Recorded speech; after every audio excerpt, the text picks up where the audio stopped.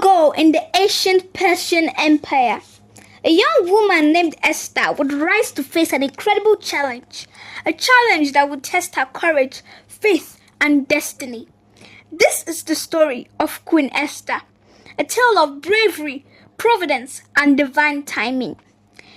In the vast kingdom of Persia, ruled by King Xerxes, Esther lived an ordinary life as a Jewish orphan.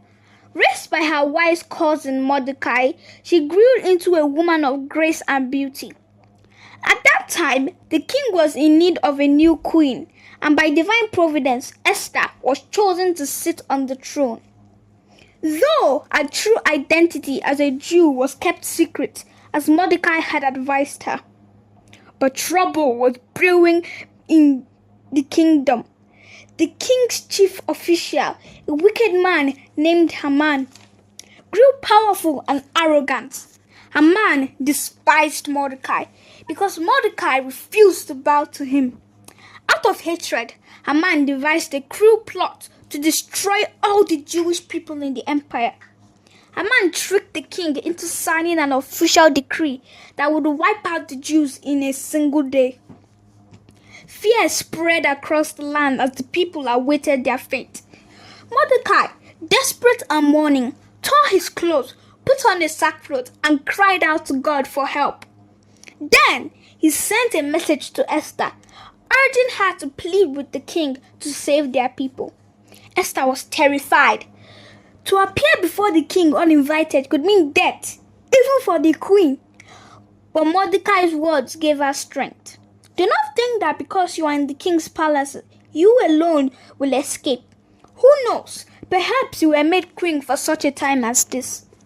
Moved by courage and faith, Esther prepared herself. She called for 3 days of fasting and prayer for herself and her people.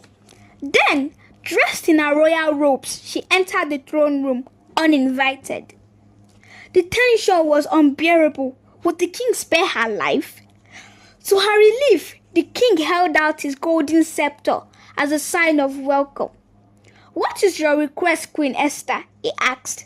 "Even up to half the kingdom, it will be given to you." Esther invited the king and Haman to a banquet. Then she remained patient and wise, invited them again to another feast the next day. Haman, still unaware of Esther's plan, was proud and boastful, but his hatred for Mordecai burned even more. That night, he prepared gallows to execute Mordecai. At the second banquet, Esther seized her moment. In a trembling but firm voice, she revealed Haman's wicked scheme. She said, "If I have found favor in you, O king, spare my life and the lives of my people. For we are to be destroyed, killed, and annihilated." The king, shocked and enraged, demanded, "Who is responsible for this evil plot?" Esther pointed. "The adversary and enemy is this vile Haman." Haman's face fell in terror. The king, furious, ordered Haman to be executed on the very gallows he had prepared for Mordecai. The decree to destroy the Jews was reversed, and Esther's people were saved. And so, Queen Esther's bravery, wisdom, and faith turned the tide of destruction into deliverance.